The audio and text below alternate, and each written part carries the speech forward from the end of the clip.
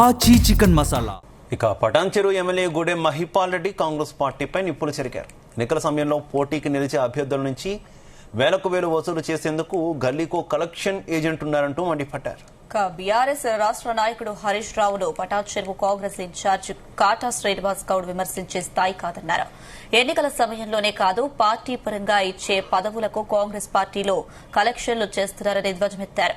అమీన్పూర్ సర్పంచ్ గా ప్రజలు గెలిపిస్తే పదవుల నుంచి తొలగించబడిన చరిత్రను మరిచారని ఆగ్రహం వ్యక్తం చేశారు.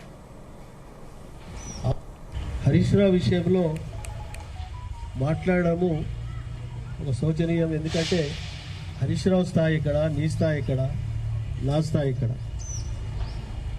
ఉద్యమాలలో కీలక పాత్ర వహించి ఈ తెలంగాణ రాష్ట్రం సాధించడంలో కేసీఆర్తో పాటు ఆయన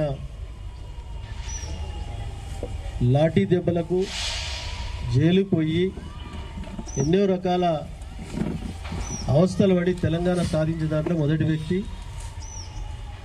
అటువంటి వ్యక్తిని పట్టుకొని నువ్వు మాట్లాడము నీ స్థాయి కాదు.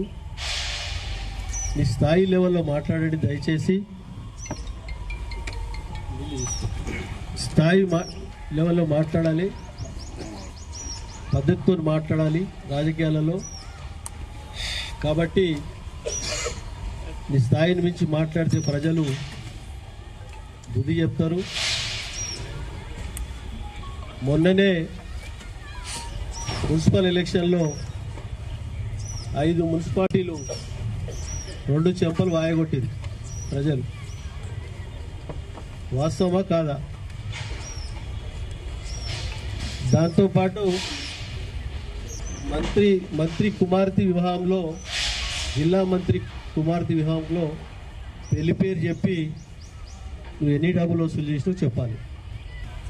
సొంత కుటుంబానికి నువ్వు ఇక్కడ ఉన్న లైవ్లో వాళ్ళు సొంత కుటుంబాన్ని తల్లితో సహా, అన్నతో సహా, వాళ్ళ సిస్టర్తో సహా పోలీస్ స్టేషన్లో కంప్లైంట్ ఇచ్చిన దాఖలాలు ఉన్నాయి. ఈ చరిత్ర అది.